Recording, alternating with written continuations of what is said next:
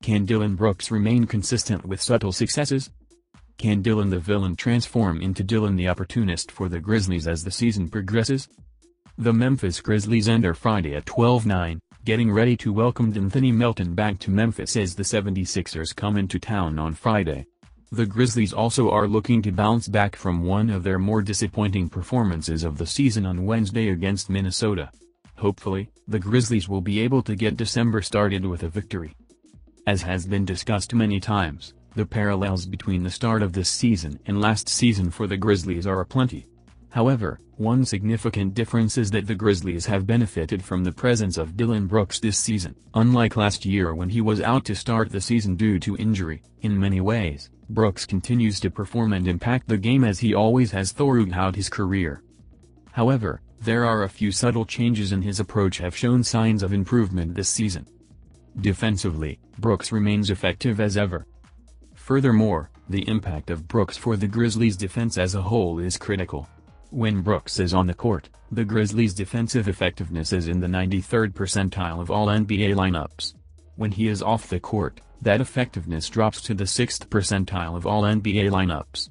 While it may be a stretch to say he is indispensable to the Grizzlies' current approach in games, it cannot be denied how important Brooks' defense is to the Grizzlies' success. Offensively, at least on the surface, the overall productivity of Brooks remains similar to his career metrics.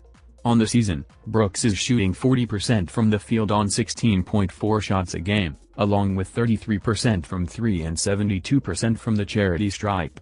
Each of these percentages are slightly below Brooks's career marks, but remain very similar to his usual performance. Furthermore, the offensive inconsistency by Brooks for certain stretches remains. Even this season, in different 3 or 4 game spans, Brooks has shifted from clear offensive asset to, at times, an infuriating offensive liability. The polarizing tendencies of Brooks, especially offensively, should come as no surprise to Grizzlies fans. In a contract season, he remains who he has always been, a clear defensive asset whose offensive inconsistencies make it hard to truly peg his overall value as a player. However, in a few subtle yet significant ways, Brooks has continued to evolve his game this year to become a more valuable contributor when he is a clear asset both offensively and defensively.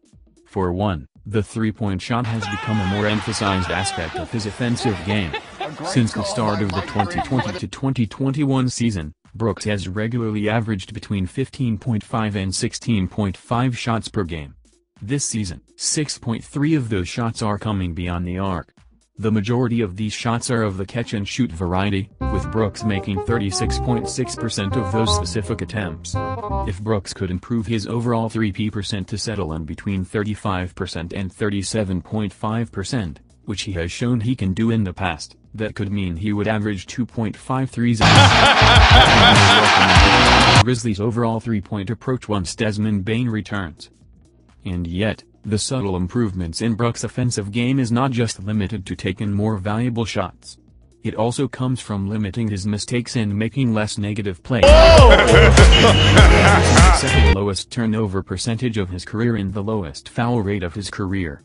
This obviously is significant as it means Brooks is minimizing the number of times he is negatively impacting the Grizzlies' offensive performance. Furthermore, especially in terms of fouls, it is allowing Brooks to stay on the court longer, as he is averaging more than 30 minutes played per game for the first time in his career.